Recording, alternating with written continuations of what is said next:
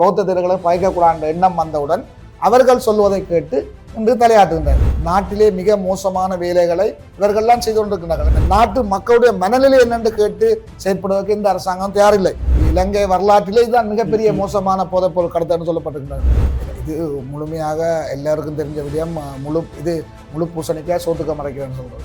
அதிலே பிழை அந்த பெண்மணி மீது இருந்தாலும் சரி, அல்லது கௌரவ பாராளுமன்ற உறுப்பினர் அர்ச்சுனா ராமநாதன் மீது இருந்தாலும் சரி, துப்பாக்கி முனையிலே அவர்களை அச்சுறுத்துவது என்று ஏற்றுக்கொள்ள முடியாத விடயம். அதுவும் ஒரு காணி பிரச்சனைக்காக சுடுவேன் என்று சொன்னால் அது ஒரு மிக மோசமான செயல். யாருக்கு யார் அந்த காணி உரித்திருக்கோ அவர்களுக்கு அந்த காணி கிடைக்க வேண்டும் என்பதில் நாங்கள் மிக தெளிவாக இருக்கின்றோம். இல்லை, உங்களுடைய மக்களை கூட நீங்கள் இந்த துப்பாக்கி முன்னிலை அச்சுறுத்துவது ஒரு ஏற்றுக்கொள்ள முடியாத ஒரு விடயம். நாட்டிலே ஒரு மீன்பிடி அமைச்சர் இருக்கின்றார் என்று நீங்கள் கேட்ட அப்புறம் என்ன தெரியுது. இந்த விடயத்தில் அவர் என்ன நடவடிக்கை எடுக்க போறார் என்று பார்த்து எங்களுடைய மீனவர்கள் இவர் உண்மையில் மீன்பிடி அமைச்சரா அல்லது இந்த அரசாங்கத்தை பொறுத்தவரை 10 பேர் தான் அரசாங்கம், மிச்சம் 149 நம்பியல்ல. இந்த செம்மணி புதவுளி விவகாரம் கூட அது காணாமல் போகாது. தொடர்ச்சியாக அதில் எடுக்கப்பட்ட சான்று பொருட்களை வைத்து என்ன நடந்தது என்பதை கண்டறியும் வரை நாங்கள் அந்த செயற்திட்டத்தில் ஈடுபட்டிருப்போம். இதை நிபுணத்துவம் வாய்ந்தவர்களால் இது செய்யப்பட வேண்டும். இல்லை என்று சொன்னால் நிபுணத்துவம் வாய்ந்தவர்களை இலங்கைக்கு அழைத்து அவர்களாக இதை மேற்கொள்வதாக இருந்தால் இலங்கையிலும் அதை செய்யக்கூடியதாக இருக்கும். தமிழ் தேசிய அரசியல் கட்சிகளை சார்ந்தவர்களை வசைபாடியும் துரோகிகளாக்கியும் செய்கின்ற வேலை திட்டத்தை செய்து என்னவோ தாங்கள் அதை மீட்டு கொடுக்க போகின்றோம் என்ற வேலை திட்டத்தை செய்வது போன்ற ஒரு படத்தை தமிழ் தேசிய மக்கள் முன்னணி காட்டிக் கொண்டிருப்பதுதான் அதில் உள்ள பிரதானமான ஆபத்தான ஒரு விடயம். இது திட்டமிட்ட வகையிலே அந்த காணி அளக்கக்கூடாது, அந்த காணி மக்களுக்கு கொடுக்கக்கூடாது என்பதிலே இந்த அரசாங்கம் இல்லை, போன அரசாங்கம் கூட அதே வேலையை தான் செய்தது, இந்த அரசாங்கம் அதே வேலையை தான் செய்து எந்த ஒரு வேலை திட்டத்தையும் இந்த அரசாங்கம் தாங்கள் தொடுத்த வாக்குறுதியை நிறைவேற்றது. 158 பேரும் வெக்கங்கட்டத்தனமாக அமைச்சர் களவெடுக்க இல்லைன்னு சொல்லினோம். இந்த அரசாங்கம் எதிர்கட்சியாக இருக்கிறதுக்கு நல்ல அரசாங்கம். இன்றைக்கு இருக்கிற எதிர்கட்சி தலைவர் கூட அது ஆளுமையாக செய்யலை. எல்லோரும் சொன்னது போன்று எல்போர்ட் அரசாங்கம். இன்றைக்கு அரசாங்கம் ₹1 கடனை கூட வெளிநாட்டுக்கு திருப்பி செலுத்த இல்லை. 28 நாங்கள் கடன் கட்டணும், வெளிநாட்டுக்கு கடனுக்கு வட்டி கட்டணும். தப்பி தவறி அந்த மாகாண சபை நாங்கள் இழப்போமாக இருந்தால் எங்கள் தமிழ் தேசியத்துக்கான கோரிக்கைகள் அப்படியே முடக்கப்படும். மாகாண சபை தேர்தல் நடந்தால் நிச்சயமாக வடகிழக்கில் தமிழ் தேசிய கட்சிகள் தான் ஆட்சி அமைக்கும்.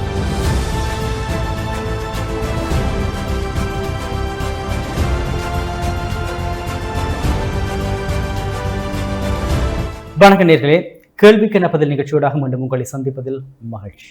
இன்றைய தினமும் நாங்கள் கேள்விக்கென பதில் நிகழ்ச்சியில் இந்த வாரம் இடம்பெற்ற முக்கியமான நிகழ்வுகள் பற்றி தான் நாங்கள் கதைக்கப் போகின்றோம். இது தொடர்பில் எங்களுடன் கலந்து கொண்டு கருத்துக்களை பகிர்வதற்காக வருகை வந்திருக்கின்ற சுந்தரலிங்கம் சுகிதன் அவர்கள், வணக்கம். வணக்கம்.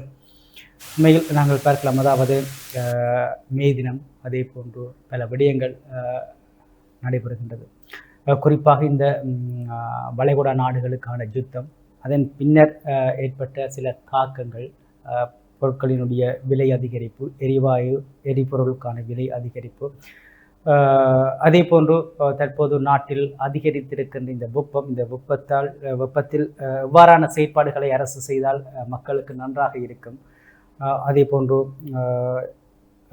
பேசுபொருளான இந்த கட்டுநாயக்கா விமான நிலையத்தில் கைது செய்யப்பட்ட பிக்குகள், அவர்கள் இந்த போதைப்பொருள் கடத்தியதாக கூறப்படும் விடயம், அதன் பின்னர் ஏற்பட்ட பல கருத்துக்கள், அதே போன்று இலங்கை மீனவர்கள் இந்திய மீனவர்களால் சிறைப்பிடிக்கப்பட்டது போன்ற பல விடயங்களை நாங்கள் பார்க்கலாம்.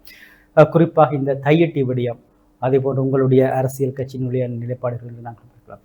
சரி, நாங்கள் முதலில் பார்க்கலாம், அதாவது இந்த செம்மணி விவகாரம் நீண்ட நாட்களின் பின்னர் அடுத்த கட்ட அகழ்வு பணி ஆரம்பிக்கப்பட்டிருக்கின்றது. உண்மையில் இந்த செம்மணி அகழ்வு பணி என்று வருகின்ற பொழுது முதல் கட்டம் 2 கட்டங்களில் இந்த செம்மணி விவகாரம் ஒரு பேசுபொருளாக தொடர்ச்சியாக ஒரு போராட்டங்கள், அதை பற்றிய நகர்வுகள் நகர்ந்து கொண்டிருந்தது. அதன் பின்னர் அது அப்படியே மௌனிக்கப்பட்ட நிலையில் மீண்டும் அடுத்த கட்ட அகழ்வு பணிகள் ஆரம்பிக்கப்பட்ட நிலையில் மீண்டும் இந்த செம்மணியினுடைய பேச்சுவார்த்தை இடம்பெற்றிருக்கிறது, பேசுபொருளாக இருக்கிறது. இந்த செம்மணி விவகாரத்தில் எவ்வாறு நீங்கள் இதை பார்க்கிறீர்கள்? செம்மணி விவகாரம் பேசுபொருள் 2 கட்ட அகழ்வுகள் வந்த பின்னரும் மழை காரணமாக அந்த அகழ்வு செய்ய வேண்டிய இடங்களிலே நீர்நிலைகள் அதிகமாக காணப்பட்டதால் அது தற்காலிகமாக இடநிறுத்தி வைக்கப்பட்டிருந்தாலும் செம்மணி விவகாரத்தை பொறுத்த வரைக்கும் நாங்கள் இலங்கை தமிழரசு கட்சி சட்ட ரீதியாக சில செயற்பாடுகளை முன்னெடுத்து வந்தது. அதில் குறிப்பாக எங்களுடைய கட்சியின் பொதுச் செயலாளர் இந்த விவகாரத்திலே தொடர்ச்சியாக நீதிமன்றத்திலே ஆஜராகி வந்திருந்தார். ஆகவே நான் அது கைவிடப்பட்ட ஒரு விடயமாக இல்லாவிட்டாலும் ஏனையவர்கள் அது பற்றி பேசாதிருந்தாலும் நாங்கள் அது அடுத்த கட்டத்துக்கு நகர வேண்டும் என்ற செயற்பாடுகளை மேற்கொண்டோம். கடைசியாக கூட எடுக்கப்பட்ட அந்த சான்று பொருட்கள் சர்வதேச ஆய்வுக்கு உட்படுத்த வேண்டும் என்ற ஒரு மனுவை நீதிமன்றத்திலே சமர்ப்பித்து அது நீதிமன்றத்தால் அது உத்தரவு பிறப்பிக்கப்பட்டிருக்கின்றது. அந்த பெற்றுக்கொள்ளப்பட்ட சான்று பொருட்கள் சர்வதேச ரீதியிலே அது ஆய்வுக்கு உட்படுத்தப்பட வேண்டும் என்று சொல்லி, ஆகவே அந்த விவகாரத்தை நாங்கள் தொடர்ச்சியாக ஒரு இயங்கு நிலையத்தால் வைத்துக் கொண்டிருக்கின்றோம். ஆனால் எங்களுடைய சில செயற்பாட்டாளர்கள் ஒரு பிரச்சனை பேசுபொருளாக வருகின்ற பொழுது அதனை பெரிதாக கதைத்துவிட்டு பின்னர் இன்னொரு சம்பவத்தை நோக்கி நகர்ந்து விடுவார்கள். இவ்வாறான விடயங்கள் தடைப்பட்டு கொண்டு அல்லது காணாமல் போகக்கூடிய சூழ்நிலை இருக்கின்றது. ஆனால் எங்களை பொறுத்தவரை ஒரு விடயம் நாங்கள் நகர்த்தி கொண்டிருந்தோம் என்று சொன்னால் ஏதோ ஒரு வகையிலே அந்த விடயத்தினுடைய இறுதி கட்டத்தை காணும் வரை நாங்கள் தொடர்ச்சியாக செயற்பட்டு கொண்டிருக்கின்றோம். இந்த செம்மணி படுகொலை, இந்த செம்மணி புதவுளி விவகாரம் கூட அது காணாமல் போகாது. தொடர்ச்சியாக அதில் எடுக்கப்பட்ட சான்று பொருட்களை வைத்து என்ன நடந்தது என்பதை கண்டறியும் வரை நாங்கள் அந்த செயற்திட்டத்தில் ஈடுபட்டிருப்போம். அதே போன்று இந்த புதைகுழி வெளிச்சத்துக்கு கொண்டக்கூடியதற்கு பாடுபட்ட பல அமைப்புகள் இருக்கின்றார்கள். அவர்களும் தொடர்ந்து இந்த செயற்பாடுகளிலே முன்னுரமாக செயற்பட வேண்டும் என்றால் நாங்கள் எதிர்பார்க்கின்றோம். சரி, நீங்கள் குறிப்பிட்டது போன்று இந்த சான்று பொருட்கள், இந்த அகழ்வுகளின் போது எடுக்கப்படுகின்ற இந்த சான்று பொருட்களை இலங்கையிலும் சோதனை செய்யக்கூடிய நிலைப்பாடு இருப்பதாக கூறுகிறது. ஏன் இதனை இந்த சர்வதேச இலங்கையில சோதனை செய்யக்கூடிய அளவுக்கான அந்த தொழில்நுட்ப வளர்ச்சிகள் காணாது. அது செய்யக்கூடிய அது காலதாமதங்கள் ஆகலாம் அல்லது அதிலே சில தவறுகள் ஏற்படக்கூடிய சந்தர்ப்பங்கள் இருக்கலாம் என்ற அடிப்படையிலே இதை நிபுணத்துவம் வாய்ந்தவர்களால் இது செய்யப்பட வேண்டும். இல்லை என்று சொன்னால் நிபுணத்துவம் வாய்ந்தவர்களை இலங்கைக்கு அழைத்து அவர்களாக இதை மேற்கொள்வதாக இருந்தால் இலங்கையிலேயும் அதை செய்யக்கூடியதாக இருக்கு. சரி, நீங்கள் கூறிய ஒரு விடயம், அதாவது இந்த ஒரு விடயத்தில் உங்களுடைய கட்சி இறங்கினால் அந்த முடியும் வரை முழுமையாக அது முழுவீச்சில் பயணித்துக் கொண்டிருக்கின்றோம். சரி, இந்த தையிட்டி விடயத்தில் உங்களுடைய கட்சியினுடைய நிலைப்பாடு எவ்வாறானதாக இருக்கின்றது? தையிட்டி நிலையத்தில் எங்களுடைய கட்சியின் நிலைப்பாடு நிச்சயமாக அந்த மக்களுக்கு யாருக்கு யார் அந்த காணி உரித்திருக்கோ அவர்களுக்கு அந்த காணி கிடைக்க வேண்டும் என்பதில் நாங்கள் மிக தெளிவாக இருக்கின்றோம். அந்த காணியை பெற்றுக்கொள்வதற்காக என்னென்ன தேவைப்பாடு எங்களால் செய்ய முடியுமோ அத்தனையும் நாங்கள் மக்களுக்கு செய்து கொடுக்க தயாராக இருக்கின்றோம். ஏன்னு சொன்னால் ஒரு காணி ஒன்றை வைத்திருந்து அந்த காணி இழந்தவர்களுக்கு தான் அந்த காணியினுடைய வெளி தெரியும். அந்த பிரதேசத்திலே நீண்ட காலமாக இடம்பெயர்ந்து குடியேறாமல் இருந்த மக்கள் ஏனைய பகுதிகள் விடப்பட்டும் தங்களுடைய காணிகள் ஒரு பௌத்த அல்லது ஒரு மத நோக்கத்துக்காக ஒரு மிக மோசமாக அந்த காணிகள் அபகரிக்கப்பட்டு அவர்கள் நிற்கதியாக்கப்பட்டிருக்கின்ற சந்தர்ப்பத்திலே அந்த மக்களுடைய காணி அவர்களுக்கு கிடைக்க வேண்டும் என்பதுதான் எங்களுடைய இலக்காக இருக்கும். அதற்காக நாங்கள் செயற்படுத்த வேண்டிய சில வேலை திட்டங்களை செய்து கொண்டிருக்கின்றோம். அதிலே குறிப்பாக எங்களுடைய வலிவடக்கு பிரதேச சபை அதிலே முன்னுரவான் என்று செயற்படுகின்றது. அவருடைய தவிசாளர் அண்ணன் சுயர்தன் அவர்களும் அந்த வேலை திட்டத்தை களத்திலே நின்று செயற்படுத்தி கொண்டிருக்கின்றார். அவருக்கு தேவையான சட்ட ஆலோசனைகளை எங்களுடைய தமிழரசு கட்சியுடைய சட்ட ஆலோசனை குழு அவர்களுக்கு வழங்கி கொண்டுதான் இருக்கின்றது. சரி, ஆனால் இந்த தையிட்டி விடயத்தில் நாங்கள் பார்க்கலாம், உங்களுடைய கட்சி மாத்திரமல்ல பல தையிட்டி விடயத்தில் ஈடுபட்டு கொண்டிருக்கின்றது. இதில் தையிட்டி விடயத்தில் ஏனைய கட்சிகளுடன் இணைந்து பயணிக்கின்றதா? தையிட்டி விடயத்தில் ஒரு தீர்வு கிடைக்கும் வரை ஏனைய கட்சிகளுடனும் நீங்கள் இணைந்து பயணிக்கக்கூடிய சாத்தியம் இருக்கின்றதா? நாங்கள் பொதுவாகவே எல்லாருடன் சேர்ந்து பயணிக்க சாத்தியம் தான் இருக்கின்றது. தையிட்டி விகாரை பிரச்சனையை தங்களுடைய ஒரு கட்சியுடைய பிரதான பிரச்சனையாக கொண்டு தமிழ் தேசிய மக்கள் முன்னணி செயற்பட்டு கொண்டும் அந்த ஆர்ப்பாட்டங்கள் செய்த இடங்களிலே செல்லக்கூடிய தமிழ் தேசிய அரசியல் கட்சிகளை சார்ந்தவர்களை வசைபாடியும் துரோகிகளாக்கியும் செய்கின்ற வேலை திட்டத்தை செய்து என்னவோ தாங்கள் அதை மீட்டுக் கொடுக்க போகின்றோம் என்ற வேலை திட்டத்தை செய்வது போன்ற ஒரு படத்தை தமிழ் தேசிய மக்கள் முன்னணி காட்டிக் கொண்டிருப்பதுதான் அதில் உள்ள பிரதானமான ஆபத்தான ஒரு விடயம். இதை சேர்ந்து செய்ய வேண்டும் என்று சொன்னால் எல்லா தமிழ் கட்சிகளும் ஒன்றாக வந்து அதுக்கான நடவடிக்கை எடுக்க தயாராக இருந்தாலும் தமிழ் தேசிய மக்கள் முன்னணி அதுக்கு எதிரான ஒரு பாதையால குறுக்க போய் மற்றவர்கள் எல்லாரும் ஏதோ அந்த விகாரையே மற்ற கட்சிகள் எல்லாம் சேர்ந்துதான் கட்டி கொடுத்தது, தாங்கள் இப்ப வந்து பார்த்தோன்னே விகாரை இருக்கின்ற பாட்டு தான் அவர்கள் செயற்படுகின்றனர். ஆகவே தமிழ் மக்கள் இந்த தையிட்டி போராட்டத்தில் ஈடுபடுற மக்களுக்கு எங்களுடைய ஆதரவு இருக்கிறது. அவர்களும் ஒன்றை சிந்திக்க வேண்டும்.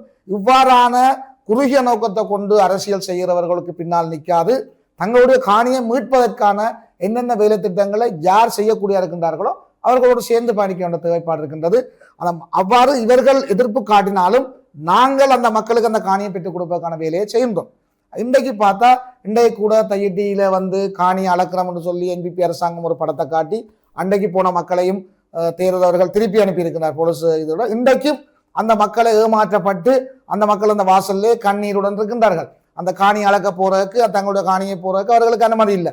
காணி உரிமையாளர்கள் வெளியில் நிற்கின்ற பொழுது நாட்டின் பல பாகத்திலிருந்து வந்தவர்கள் உள்ளுக்குள்ளே சுதந்திரமாக போகின்றார்கள். ஆனால் காணி உரிமையாளர்கள் அடையாளத்தையும் உறுதியும் இல்லாமல் அதுக்கு உள்ளுக்கு போக முடியாது போலீசார் தடுக்கின்றார்கள். அப்ப இது திட்டமிட்ட வகையிலே அந்த காணி அளக்கக்கூடாது, அந்த காணி மக்களுக்கு கொடுக்கக்கூடாது என்பதிலே இந்த அரசாங்கம் இல்லை, போன அரசாங்கம் கூட அதே வேலையை தான் செய்தது, இந்த அரசாங்கம் அதே வேலையை தான் செய்யுது. ஆனா இந்த அரசாங்கம் மக்களுக்கு ஒரு நல்ல முகத்தை, அதாவது காணி உரிமையாளர்கள் தவிர்த்த ஏனைய மக்களுக்கு ஒரு நல்ல முகத்தை காட்ட முற்படுகின்றார்கள். அந்த போலியான முகங்கள் மக்கள் மத்தியிலே செல்லுபடியாகாது.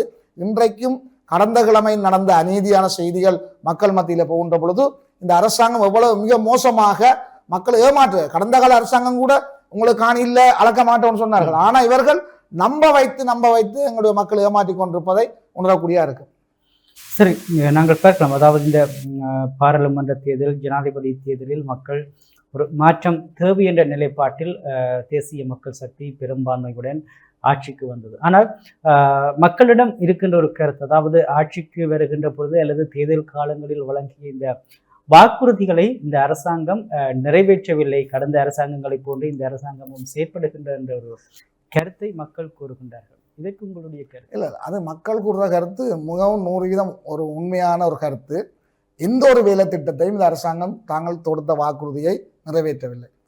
உதாரணமாக இந்த கல்வி அமைச்சினுடைய சீர்திருத்தத்தில் கூட நான் என்னுடைய மகன் அடிக்கடி எனக்கு சொல்ற விஷயம், இந்த இப்போ இருக்கிற பிரதமரால் தான் ஏமாந்து போனேன்னு சொல்லுவேன். ஏனென்று சொன்னால் நான் அவரோட மிகுந்த சரியான கோபத்தில் இருக்கிறேன். அமைச்சு பதவியேற்றோட சொல்லியிருந்தா ஸ்காலர்ஷிப் எக்ஸாம் இல்லை, அந்த நேரம் தான் என்னுடைய மகன் ஸ்காலர்ஷிப் எக்ஸாம் படித்து வந்தார், எக்ஸாம் இல்லை. அப்போ எங்களுக்கு எக்ஸாம் இல்லை, கல்வி அமைச்சரை சொல்லிட்டு எக்ஸாம் இல்லை என்று சொன்னால் அதை அவையால் நடைமுறைப்படுத்த முடியவில்லை. என்று சொன்னால் அந்த அளவு நடைமுறைப்படுத்தக்கூடிய அவர்கள் மேடைகளில் பேசுவதற்கு மிகவும் சிறந்தவர்கள். கடந்த 30 வருஷமாக அவர்கள் அதைத்தான் செய்து கொண்டு வந்தார்கள். அரசியல் மேடைகளிலே பேசி அதை மக்கள் மத்தியிலே மார்க்கெட் செய்வதற்கு திறந்தவர்கள். ஆனால் செயற்பாட்டிலே இல்லை. அதுக்கு பிறகு என்ன ஒரு திட்டத்தை கொண்டு வந்தார்கள், புதிய கல்வி சீர்திருத்தம் உண்டு. அதிலும் மகன் பாதிக்கப்பட்டிருந்தார். ஆண்டாறுல புது சீர்திருத்தம் வருது. அப்ப பாடசாலையிலிருந்து டியூஷன்ல இருந்து எல்லாமே சொல்லப்பட்ட விஷயம், புது சீர்திருத்தம் வருது, நல்ல விடயம், அது வந்திருக்க வேண்டிய தேவைப்பாடு இருக்குது. நாங்கள் எவருமே அதை எதிர்க்க இல்லை. ஆனால் பௌத்த தேரர்களுக்கு பயந்தும் ஒரு சில ஜேவிபியில் இருந்த அரசியல்வாதிகள், மிக தீவிரமான விமல் வீரவன்ச போன்றவர்கள் கடந்த காலங்களில் ஜேவிபியில பயணிச்சார்கள். அவர்களுடைய அரசியல் அழுத்தத்துக்கு பயந்து அந்த கல்வி சீர்திருத்தத்தை கைவிட்டார்கள். அப்ப அவர் அதிலையும் பாதிக்கப்பட்டிருந்தார். ஏன்னா பாடசாலையில் சொன்னார்கள், உங்களுக்கு இந்த புதிய சீர்திருத்தம், புதிய மொழியில் சேர்ந்து இதுல உங்களுக்கு 3 மாசத்துக்கு ஒருக்கா பரீட்சை முடிந்தால் அது முடிந்துவிடும், அதுக்கடுத்த புதியன்னு சொல்லி அவர்கள் அதுக்கேற்ற மாதிரி தயாராகி கொண்டிருக்கிற நேரத்திலே பாடசாலை தொடங்குற நேரத்தில் கைவிட்டார்கள். ஏன் கைவிட்டார்கள்? ஏனென்று சொன்னால் இவர்களால் ஒரு திட்டத்தை முழுமையாக நடைமுறைப்படுத்த முடியாது. 159 பாராளுமன்ற உறுப்பினர்கள் இருக்கிறார்கள். துணிந்து கொண்டு வந்த திட்டத்தை நடைமுறைப்படுத்தி இருக்கலாம். அதிலே பிரிண்டிங்கிலே சில பிழைகள் வந்தால் அந்த பிழைகளை சரிப்படுத்தி செய்ய வேண்டிய பொறுப்பு இருக்கிறது. ஆனால் இவர்கள் பௌத்த தேரர்களுக்கும் எதிர்கட்சியில் உள்ள தங்களுடைய மிக மோசமான தீவிர சிங்கள முற்போக்கானவர்களுக்கும் பயப்படுகின்றார்கள். எங்கே தங்களுடைய ஆட்சி கலைந்து விடுமான பயம் அவர்களுக்கு வந்துவிட்டது.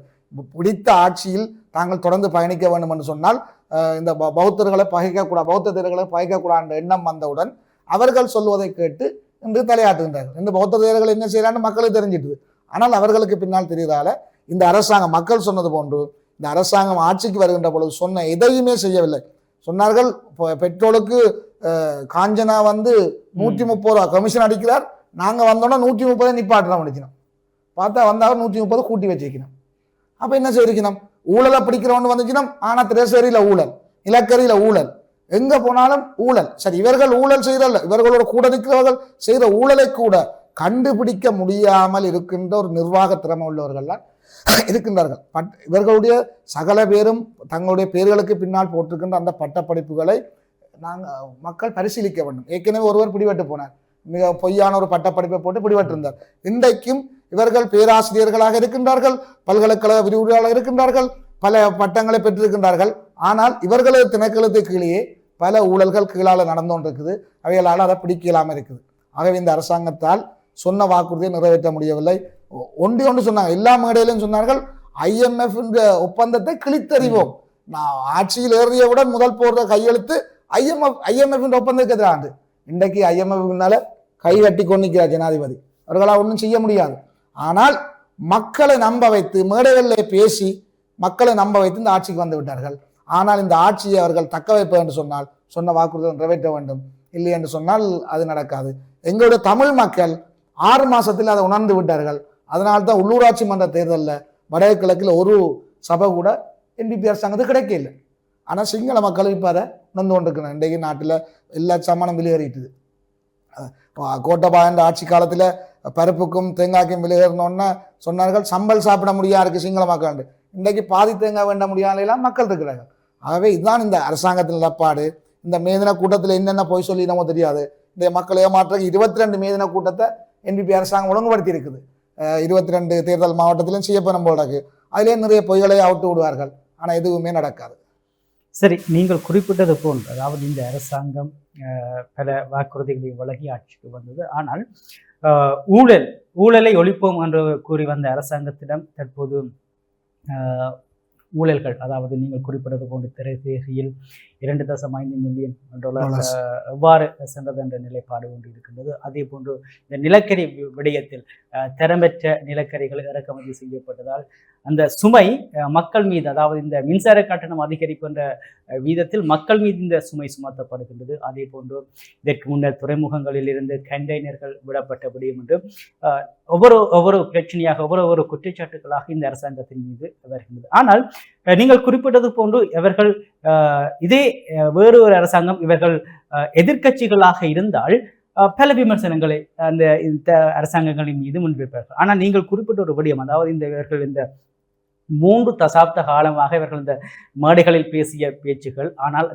அவர்களுடைய கைகளுக்கு இந்த ஆட்சிகள் வந்ததன் பின்னர் அவர்களுடைய செயற்பாடுகள் என்று வருகின்ற பொழுது பல குழப்பங்கள், பல மாறுபாடுகள் இருக்கின்றது. சரி, இந்த விடயத்தில் நாங்கள் பார்க்கலாம், அதாவது ஊழல் என்று வருகின்ற பொழுது அந்த அமைச்சரை அல்லது இந்த சம்பந்தப்பட்ட அதிகாரியை நீக்குகின்ற ஒரு விடயம்தான் காணப்படுகின்றது. கடந்த காலம் நாங்கள் பார்க்கக்கூடியதாக இருந்தது. இந்த அமைச்சரை கூட இவன் நீக்கல. இவியல் 189 பேரும் அந்த அமைச்சரை பாதுகாத்தது. ஊழல் அமைச்சரை பாதுகாத்தது பாராளுமன்றம். அது IMF சொல்லி போடுது. நான் நினைக்கிறேன் IMF சொல்லியிருக்கும், இவ்வளவு பெரிய ஊழல் நடந்த அமைச்சரை வச்சிருப்பீங்கன்னு சொன்னா நாங்கள் எல்லாத்தையும் நிப்பாட்டுறோம். அந்த பயத்துல தான் அமைச்சரை பதவியில சொல்லிப்போம். உண்மையான ஊழலுக்கு எதிரான அரசாங்கமா இருந்திருந்தா இந்த பிரச்சனை தெரிஞ்ச உடனே அமைச்சருக்கு சொல்லியிருக்கணும், நீங்க விலகி இருங்கோ, பிரச்சனையை பாப்போம், என்னண்டு உங்கள பிள்ளை இல்லைன்னா சரி பாப்போம்னு சொல்லியிருக்கணும். இல்ல, எதிர்கட்சிகள் பாராளுமன்றத்தில் ஒரு நம்பிக்கையில பிரேரணை கொண்டா பிறகும் 150 பேரும் வெக்கங்கட்டதனமா 158 அமைச்சரை விடுவோம், 158 பேரும் வெக்கங்கட்டதனமாக அமைச்சர் களவெடுக்க இல்லைன்னு சொல்லினோம். பிறகு அமைச்சரே நான் விலத்தினேன்னு சொல்லி எழுதி போட்டு போறேன்.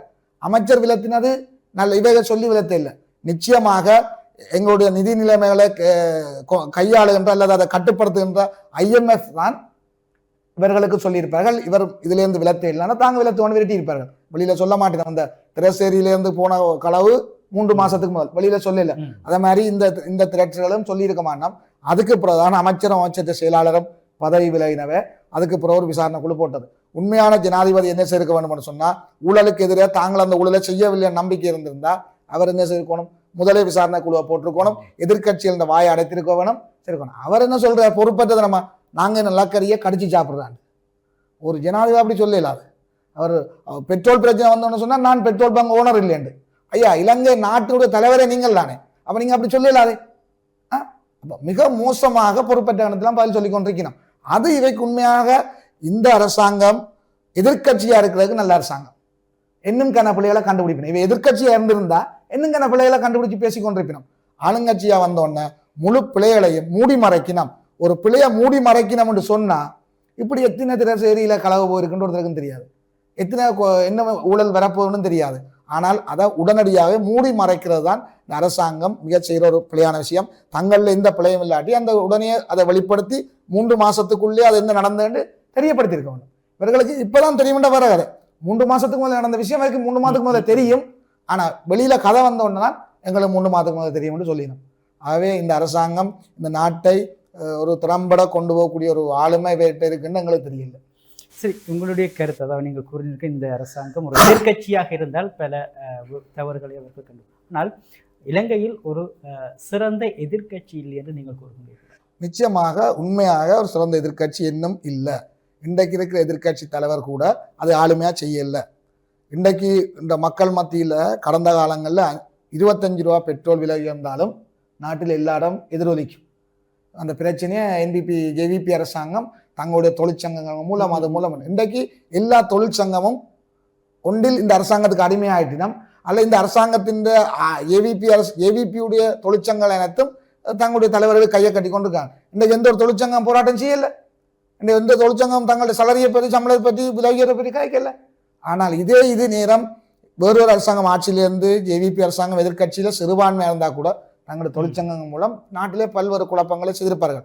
இந்த அறகலைய போராட்டத்தை கூட மெயினாக நின்று செய்ததில் ஜேவிபிக்கு தான் பங்கு இருக்குது. ஆனால் அப்படியான அதை விட மோசமான இந்த நாட்டில் இருக்குது விலை உயர்வு. அதை விட மிக மோசமான ஒரு விலை உயர்வில் மக்கள் வாழ்ந்து கொண்டிருக்கிறார்கள். ஆனால் அதை இந்த எதிர்கட்சி அரசாங்கம் எதிர்கட்சியில் உள்ளவர்கள் அதை சரியா செய்யலை. நாங்கள் எதிர்கட்சியாக தான் இருக்கிறோம். எங்களுடைய 8 பாராளுமன்ற உறுப்பினர்களும் எங்களோட நோக்கம் இந்த நாட்டில் குழப்பத்தை கொண்டு வரதுக்கு முதல் எங்களுக்கான தீர்வை கொண்டு வரக்காகத்தான் நாங்கள் மிக பொறுமையாக எங்களுடைய மக்கள் மத்தியிலே சில விழிப்புணர்வு செய்து கொண்டிருக்கின்றோம்.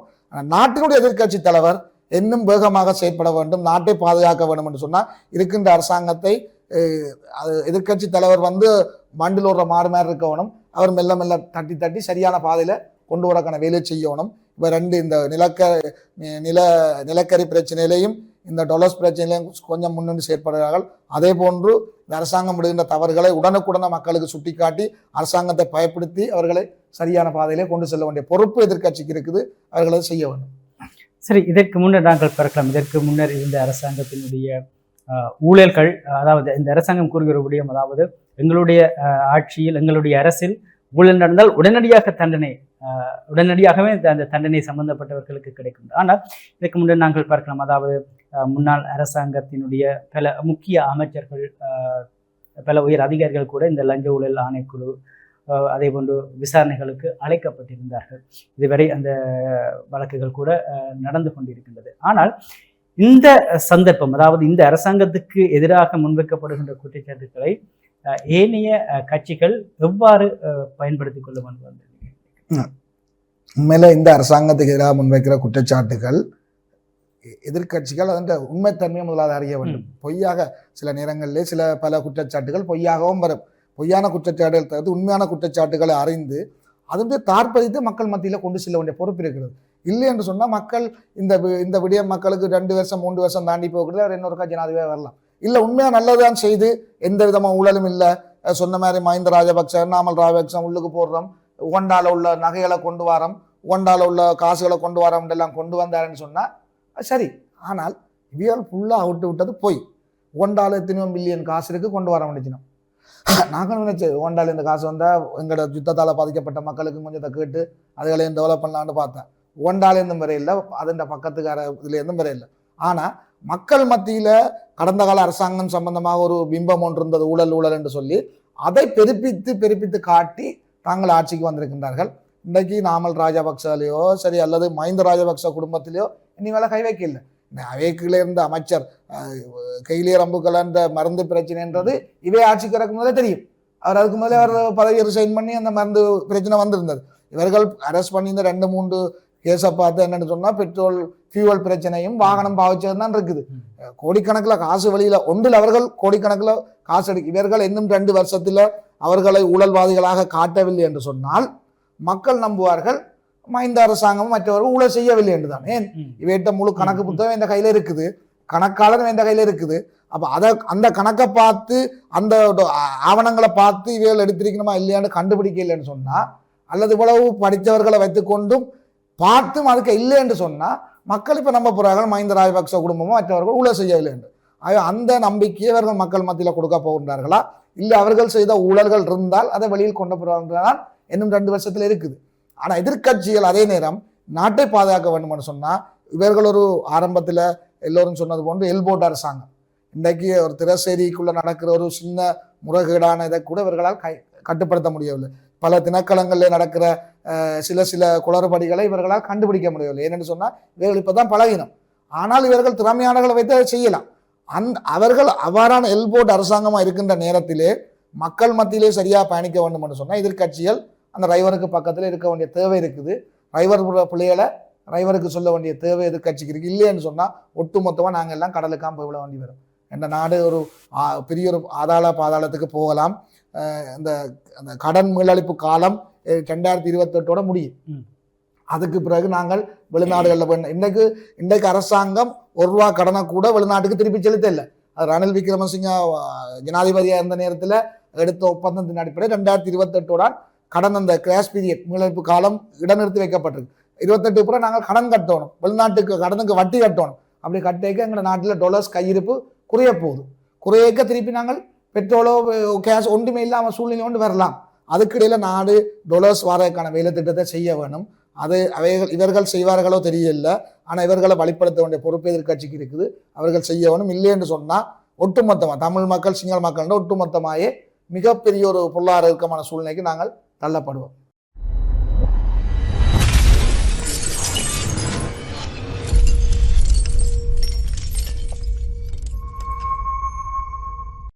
இவ்வாறான ஒரு சூழ்நிலையில் இந்த மேதின கூட்டத்தில் நாங்கள் பார்க்கலாம், சஜித் பிரேமதாச ரணில் தரப்புக்கு அழைப்பு விடுத்திருக்கின்ற இந்த மேதின கூட்டத்தில் நாங்கள் ஒன்றிணையக்கூடிய சாத்தியம் இருப்பதாக. அதே போன்று இந்த மேதின கூட்டத்தில் ஏனைய கட்சிகளுடைய நிலைப்பாடுகள் எவ்வாறானதாக இருக்க போது, அதே போன்று உங்களுடைய கட்சிகளினுடைய நிலைப்பாடும் எவ்வாறு இருக்கு? எங்களுடைய கட்சியுடைய நிலைப்பாடு, நாங்கள் வடக்கிலே ஒரு இடத்துல மாங்குளத்திலையும் கிழக்கிலே மட்டக்கிழப்பிலையும் எங்களுடைய மேதினத்தை செயற்படுத்த நாங்கள் திட்டமிட்டிருக்க எங்களுடைய கட்சி தலைமைகள்.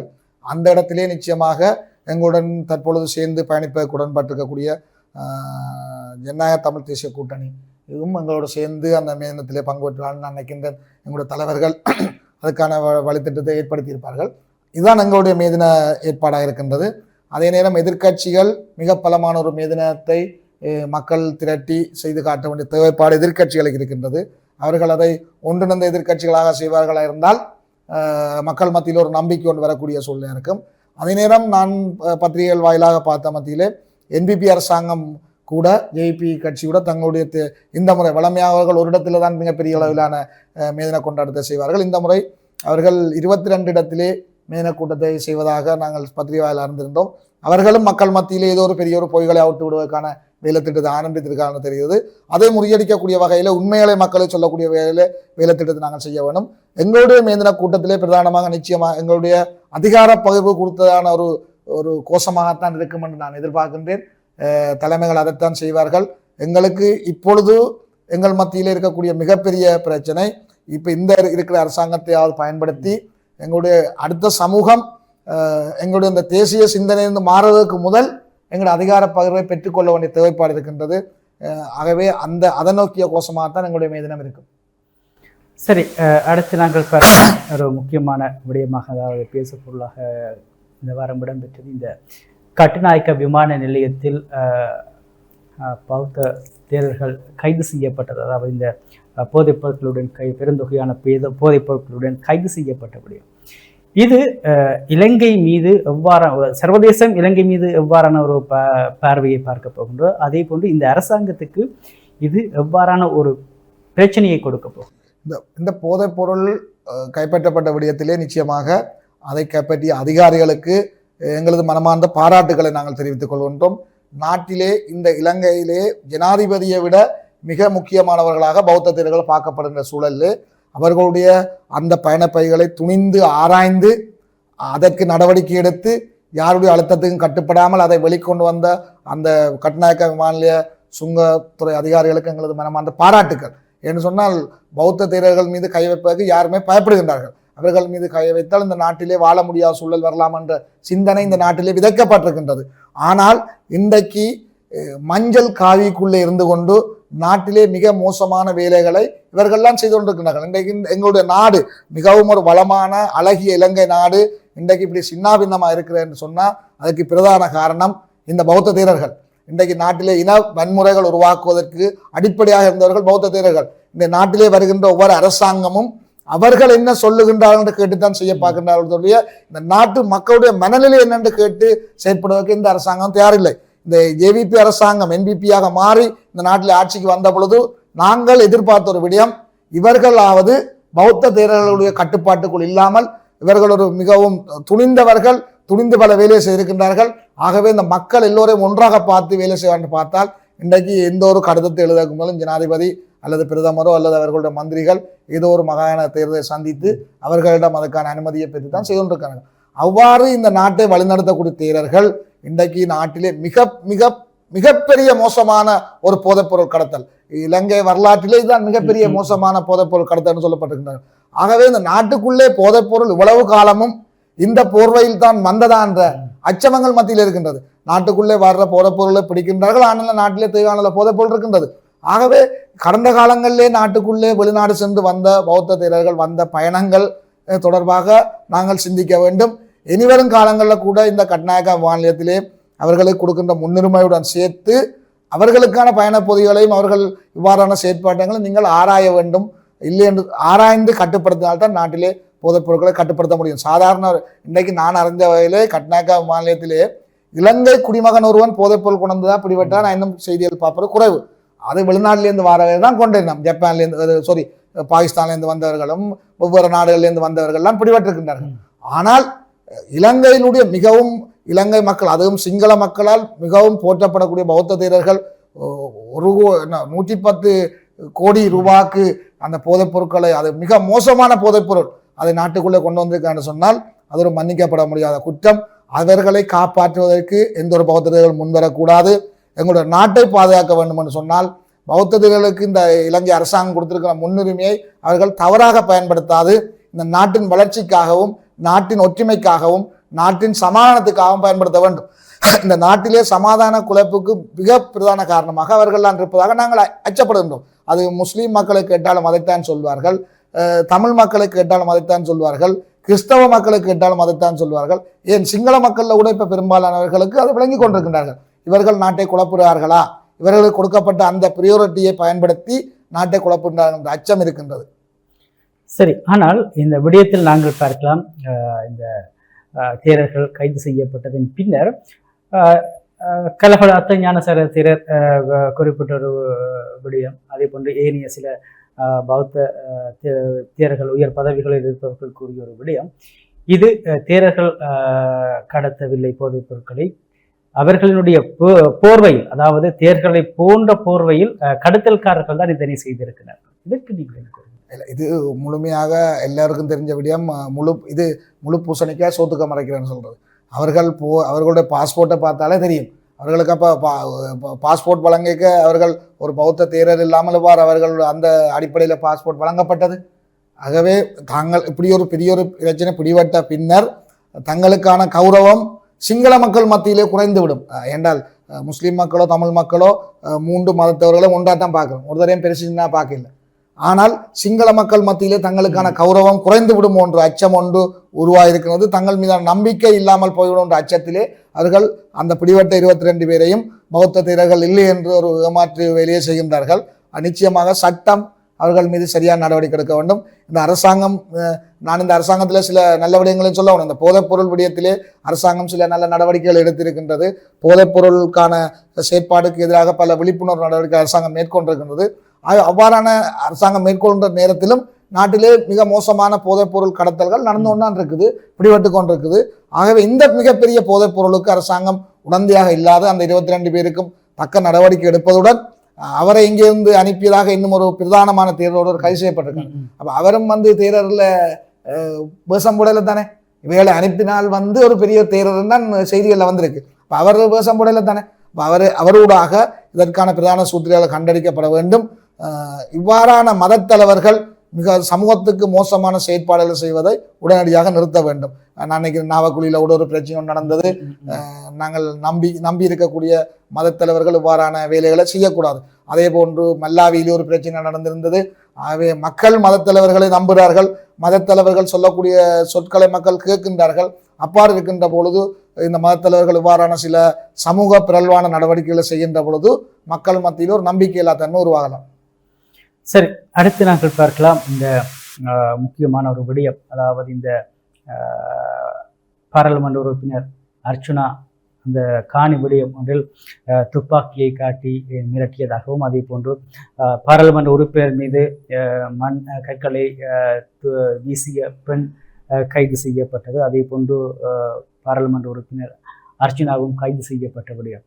அதாவது அதாவது இந்த பாதுகாப்பு தன்னுடைய பாதுகாப்புக்காக வழங்கப்பட்ட துப்பாக்கியை காட்டி மிரட்டியதாக. இதை நீங்கள் எவ்வாறு பார்க்கிறீர்கள்? இல்லை, உண்மையாக அது ஒரு காணி தகராறாக காணப்பட்டிருக்கின்றது. அந்த காணி பிரச்சனை நான் தொடர்ச்சியாக பத்திரிகை வாயிலாகவும் மற்றது இந்த யூடியூப் ஊடாகவும் பார்த்திருக்கின்றேன். அந்த காணி மிகவும் மோசமான குப்பையாக இருந்திருக்கின்றது. அந்த காணியிலிருந்து பாம்புகள் மக்களுடைய வீடுகளில் செல்வதாக ஒருங்கிணைப்பு கூட்டங்களிலே சில முடிவுகள் எடுக்கப்பட்டு இறுதியாக மானிப்பாய் பிரதேச சபை ஒரு ரெட் நோட்டீஸ் ஒன்றையும் அந்த காணியில் ஒட்டப்பட்டிருந்தது. ஆக அந்த காணி துப்புரவு செய்ய வேண்டிய தேவை இருக்கின்றது. அது ஒரு பக்கம் இருந்தாலும் ஒரு மக்களுடைய பிரதிநிதி ஒருவர் துப்பாக்கி முனையிலே மக்களை அச்சுறுத்துவது என்பதை ஏற்றுக்கொள்ள முடியாது.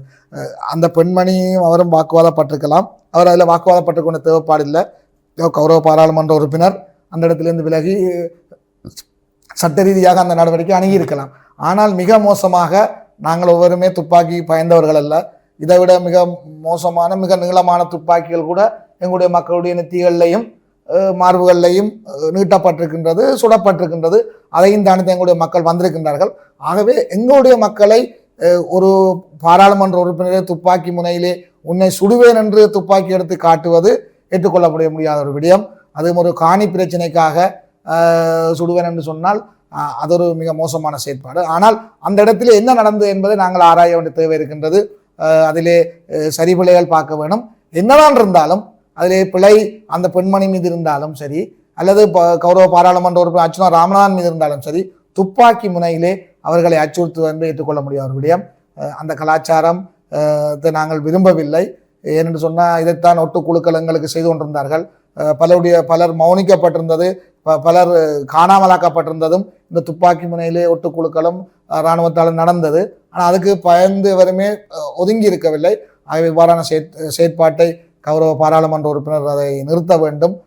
எங்களுடைய மக்கள், உங்களுடைய மக்களை கூட நீங்கள் இந்த துப்பாக்கி முன்னிலை அச்சுறுத்துவது ஒரு ஏற்றுக்கொள்ள முடியாத ஒரு விடயம்.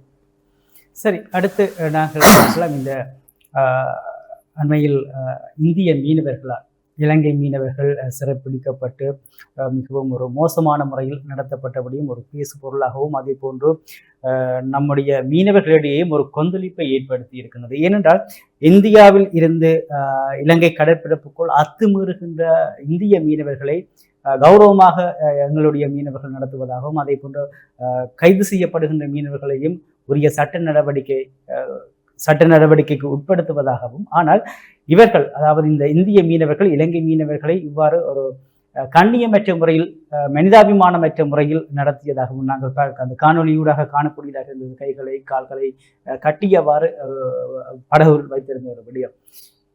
இதற்கு நீங்கள் என்ன கூறுகின்றீர்கள்? அதே போன்று இதற்கு கடற்தொழில் அமைச்சர் எவ்வாறான நடவடிக்கைகளை எடுக்க வேண்டும்?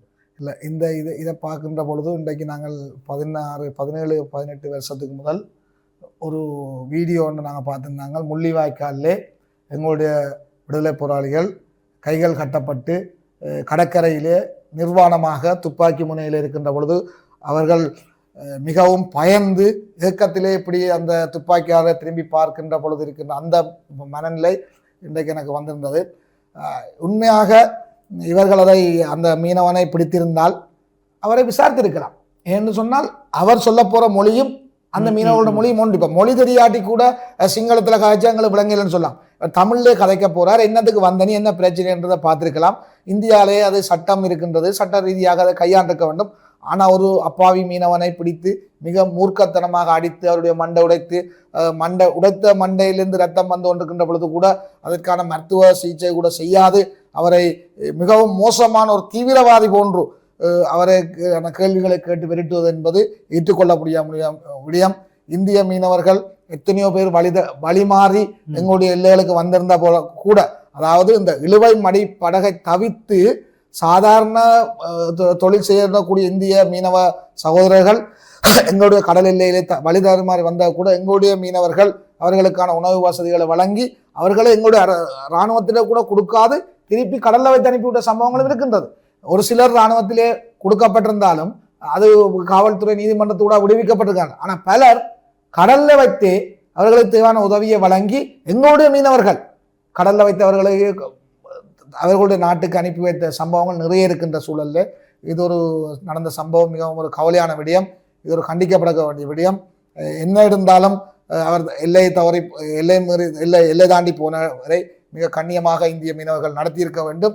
அதிலே ஏன் இவ்வாறு நடந்து கொண்டார் எங்களுக்கு தெரியவில்லை. அது நடந்து கொண்டதும் பத்தாது, அந்த வீடியோவை சமூக வலைத்தளங்கள் விட்டதுதான் மிக மோசமான விடயம். அதை பார்க்கின்ற பொழுது எங்களுக்கு இந்திய உறவுகள் தொப்புள் கோடி உறவுகளா என்று சிந்திக்கக்கூடிய சூழல் இருக்கின்றது. யாராக இருந்தாலும் ஒரு மனிதனை அடித்து துன்புறுத்துவதற்கு யாருக்குமே அதிகாரம் இல்லை. நிச்சயமாக இந்திய அரசாங்கம், அது குறிப்பாக தமிழ்நாட்டு அரசாங்கம், வரப்போற தமிழ்நாட்டு அரசாங்கம் அதிலே அந்த வன்முறையில் ஈடுபட்ட அவ்வளவு பேருக்கும் சட்ட ரீதியாக நடவடிக்கை எடுக்க வேண்டும். நாங்கள் எங்களுடைய கட்சிக்கு நாங்கள் அதை தெரியப்படுத்துவோம். அவர்கள் உத்தியோகபூர்வமாக ஒரு கடிதம் ஒன்றை தமிழ்நாட்டு அரசாங்கத்துக்கு எழுத வேண்டும். இந்த வன்முறையில் ஈடுபட்டவர்களுக்கு அவர்கள் கண்டிப்பாக ஒரு சட்ட நடவடிக்கை எடுக்க வேண்டும். அதே போன்று எங்களுடைய அந்த மீனவர் பாதுகாக்கப்பட்டு அவர் அந்த நாட்டு சட்டத்துக்கு உட்பட்டு விசாரிக்கப்பட்டு அவர் விடுதலை செய்யப்பட வேண்டிய தேவை இருக்கின்றது. எங்களுடைய களத்தொழில் அமைச்சர், அவர் மீன்பிடி அமைச்சர் என்று அவர் அமைச்சரவை போறதுக்கு மட்டும்தான் மீன்பிடி அமைச்சராக இருக்கின்றார். அவர் இதுவரை எங்களுடைய மீன்பிடி மக்கள் மத்தியில் காணப்படுகின்ற எந்த ஒரு குறைகளையுமே தீர்க்கவில்லை. ஆனால் மக்கள் மத்தியிலே பல கட்டுப்பாடுகளை போட்டு மக்களை மிகவும் சுரண்டி கொண்டிருக்கின்ற வேலையை தான் செய்கின்றார்களே ஒழிய இன்னும் மீனவர்களுடைய வாழ்வாதாரத்திலோ அல்லது மீனவர்களுடைய அடுத்த கட்ட வளர்ச்சியிலோ மீன்பிடி அமைச்சர் இந்த நடவடிக்கைகளையும் ஆக்கபூர்வமாக மேற்கொள்ளவில்லை. இன்றைக்கு இந்தியன் ரோலர் தொடர்ச்சியாக வந்த போது அதுக்கு எந்த நடவடிக்கையும் இல்லை. ஆனால் எங்களுடைய மக்கள் கரவலையிலோ அல்லது சில இலகுவான வகையிலான தொழில்களை செய்கின்ற பொழுது அவர்கள் தண்டிக்கப்படுகின்றார்கள். ஆகவே நாட்டிலே ஒரு மீன்பிடி அமைச்சர் இருக்கின்றார் என்று நீங்கள் கேட்டாப்புறம் எனக்கு தெரியுது. அவர் மீன்பிடி அமைச்சர் என்ற பதாகையுடன் ஒரு அமைச்சரவை அந்தஸ்துள்ள அமைச்சராக தான் இருக்கின்றார். இந்த விடயத்தில் அவர் என்ன நடவடிக்கை எடுக்க போறார் என்று பார்த்து எங்களுடைய மீனவர்கள் இவர் உண்மையில் மீன்பிடி அமைச்சரா அல்லது அரசாங்கத்தினுடைய இந்த அரசாங்கத்தை பொறுத்தவரை இன்னொரு விடயம் தான் சொல்லணும். இந்த அரசாங்கத்தை பொறுத்தவரை 10 பேர் தான் அரசாங்கம், மிச்சம் 149 பேரும் டம்மி இல்லை. அவையில் எந்த விதமான முடிவுகளும் எடுக்கலாது. இந்த 10 பேர் எடுக்க முடிவும் டில்வின் சில்வா ஏவிபி பொதுச் செயலாளர் எடுக்க முடிவும் தான் அந்த நாட்டை நடத்தி கொண்டிருக்குது. அவை வேற அந்த அமைச்சரவைக்கு போறதுக்கான இதாகத்தான் இருக்குது. இருந்தாலும் நான் எங்களுடைய நாட்டினுடைய ஜனாதிபதிக்கும் எங்களுடைய மீனவர்கள் சார்பாக இந்த கோரிக்கையை முன்வைக்கின்றேன். கௌரவ ஜனாதிபதி அவர்கள் எங்களுடைய தாக்கப்பட்ட மீனவருக்கு நல்ல நீதியை பெற்றுக் கொடுக்க வேண்டிய தேவைப்பாடு இருக்கின்றது. சரி, இவ்வாறான ஒரு சூழ்நிலையில் நாங்கள் பார்க்கலாம், நீங்கள் ஆரம்பத்தில் கூறிய ஒரு விடயம், அதாவது இந்த உள்ளூராட்சி சபை தேர்தலில் எவ்வாறான ஒரு தீர்ப்பு மக்களால் வழங்கப்பட்டது. அதே போன்று ஜனாதிபதி தேர்தல், பாராளுமன்ற தேர்தல், உள்ளூராட்சி சபை தேர்தலின் பின்னர் இந்த மாகாண சபை தேர்தல் இதுவரை காலமும் நடத்தாது பல வேடங்களாக இழுத்தடிக்கப்பட்டு கொண்டிருக்கிறது. இந்த மாகாண சபை தேர்தலை இந்த அரசாங்கம் நடத்துமா என்கின்ற ஒரு கேள்வி இருக்கிறது. ஆனால் அரசாங்கம் இந்த பாராளுமன்ற தேர்தலை மன்னிக்கவும் மாகாண சபை தேர்தல்களை நடத்துவேன் என்று கூறுகின்றது. இது நடந்தால், மாகாண சபை தேர்தல் நடந்தால் அது எவ்வாறான ஒரு தன்மையாக இருக்கிறது? உண்மையில இந்த அரசாங்கம் மாகாண சபை தேர்தலை நடத்தாது. அது இந்திய அரசாங்கத்துக்கு மாற்றுகின்ற ஒரு வேலைப்பாடு. இந்திய அரசாங்கமும் அந்த அளவு தூரத்துக்கு அழுத்தம் கொடுக்கான்னு நான் நினைக்கிறேன்.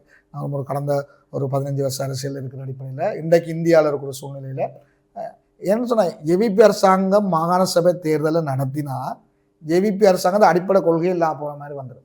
அவர்கள் அந்த நிலைக்கு போக மாட்டார்கள். இன்றைக்கு நாங்கள் சமஷ்டி ஆட்சியை தவிர்த்து இன்னொரு ஆட்சி முறைமே தமிழரசு கட்சி ஏற்றுக்கொள்ளாது. ஏன்னு சொன்னால் தமிழரசு கட்சியின் அடிப்படையே சமஷ்டி தான். அதை போலதான் இந்த மாகாண சபை முறைமை இருக்கக்கூடாது நாட்டிலே என்று சொல்லி ஆரம்பத்திலிருந்தே அதை எதிர்த்து வந்த ஒரு கட்சின்னு சொன்னால், எதிர்த்து இன்று வரை எதிர்க்கிற ஒரு கட்சின்னு சொன்னால் அது ஏவிபி அரசாங்கம் மட்டும்தான்.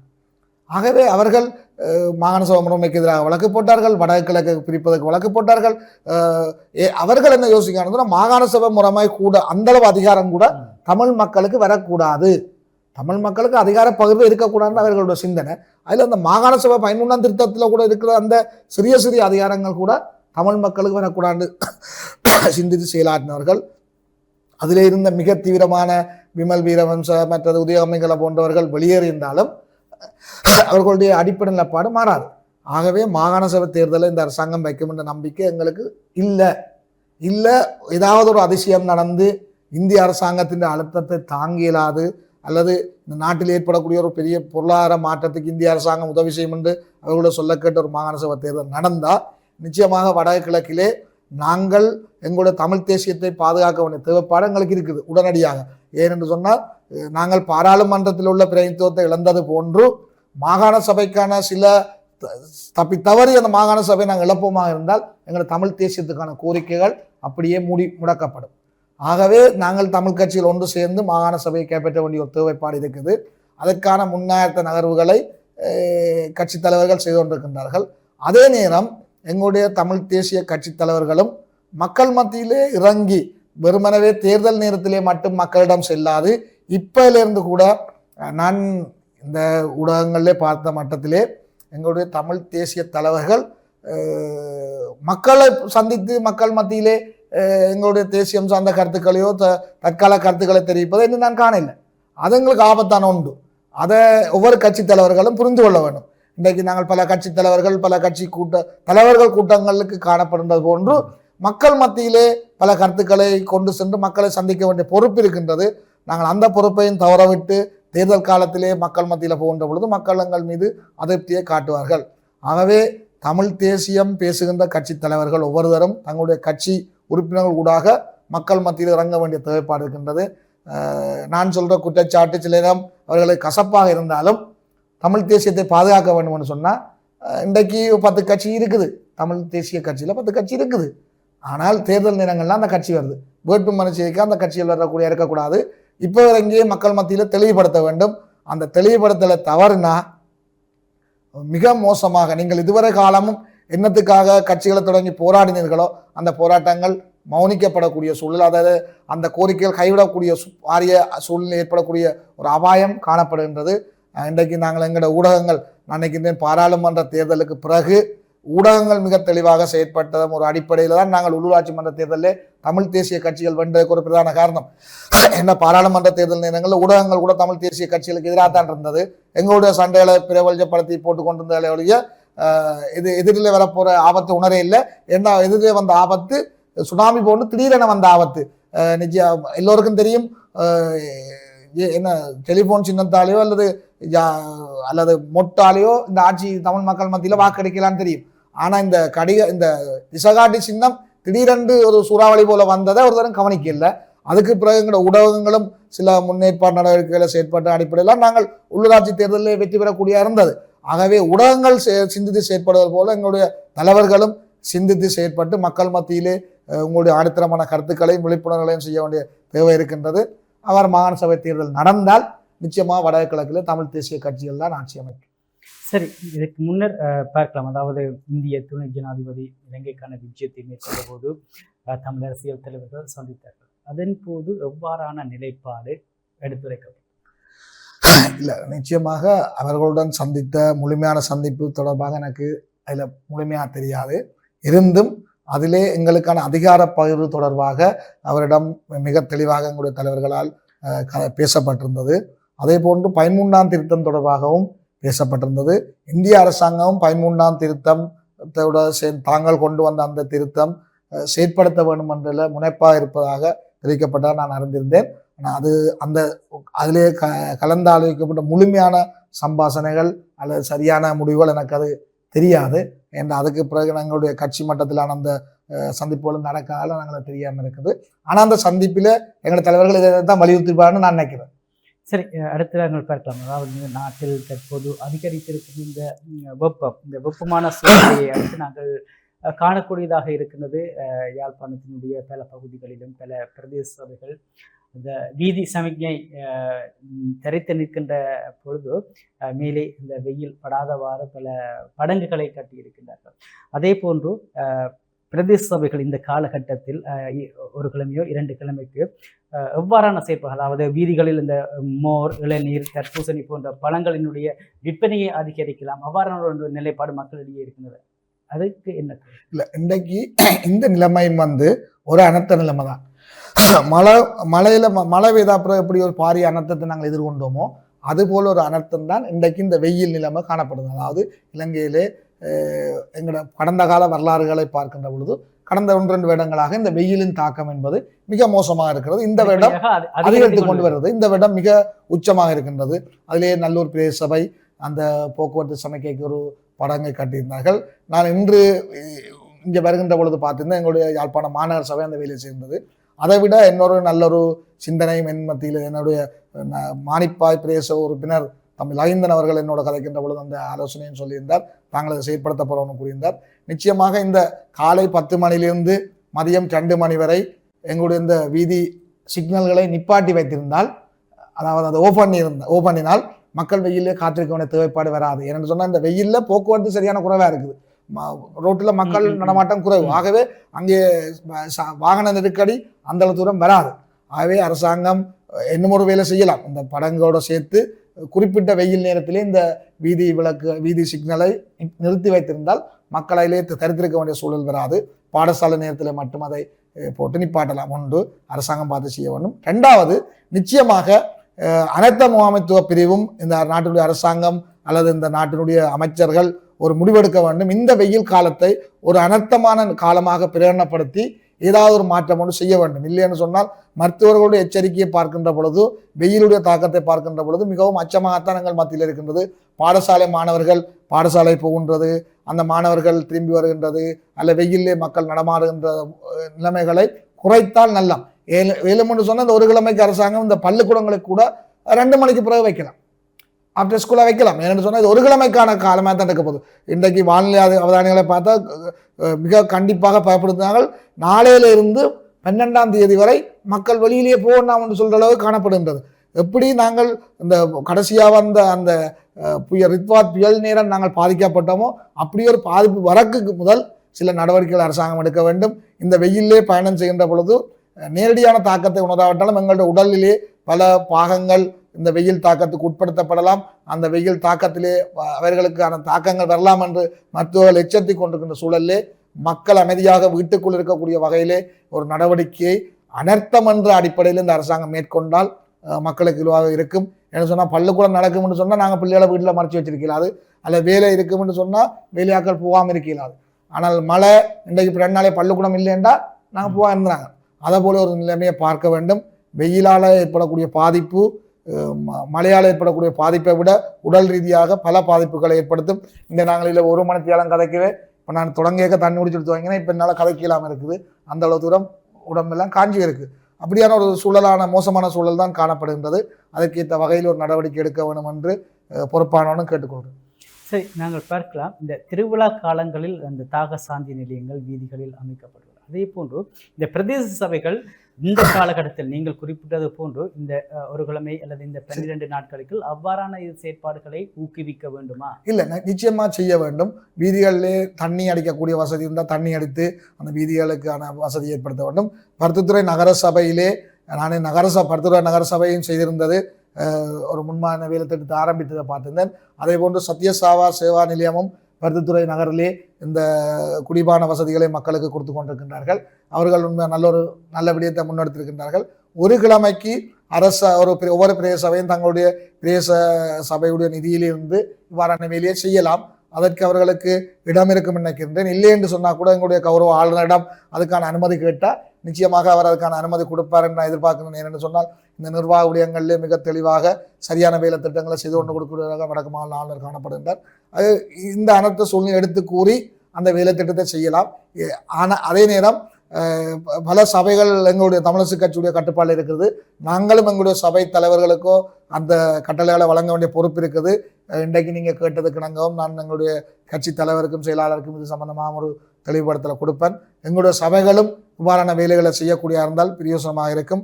என்று சொன்னால் ஒரு அரை மணி தூரம் பயணிக்கவே சில நேரம் அவர்களுக்கு தாகம் ஏற்படக்கூடிய சூழல் வரலாம். அந்த பயம் அப்படித்தான் பயப்படுத்து வருது. ஆகவே அந்த நடவடிக்கை நல்ல ஒரு நடவடிக்கையாக செய்யலாம். அதே போன்று பல சமூக நிலையங்கள் தொண்டு நிறுவனங்கள் கூட இதை செய்யலாம்.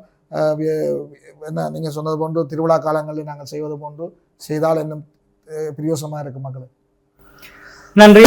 இன்றைய தினமும் கேள்விக்கு என்ன பதில் நிகழ்ச்சி நிறைவடைகின்றது. இன்றைய தினமும் கேள்விக்கு என்ன பதில் நிகழ்ச்சியில் கலந்து கொண்டு சமகால விடய பிறப்புகள் அதே போன்று இந்த வாரத்தில் இடம்பெற்ற முக்கியமான நிகழ்வுகள் தொடர்பில் கேட்கப்பட்ட கேள்விகளுக்கு பதில்களை வழங்கிய சுகிதன் அவர்களுக்கு நன்றிகளை கூறிக்கொண்டு மீண்டும் மற்றொரு நிகழ்ச்சியோடு சந்திப்போம். வணக்கம்.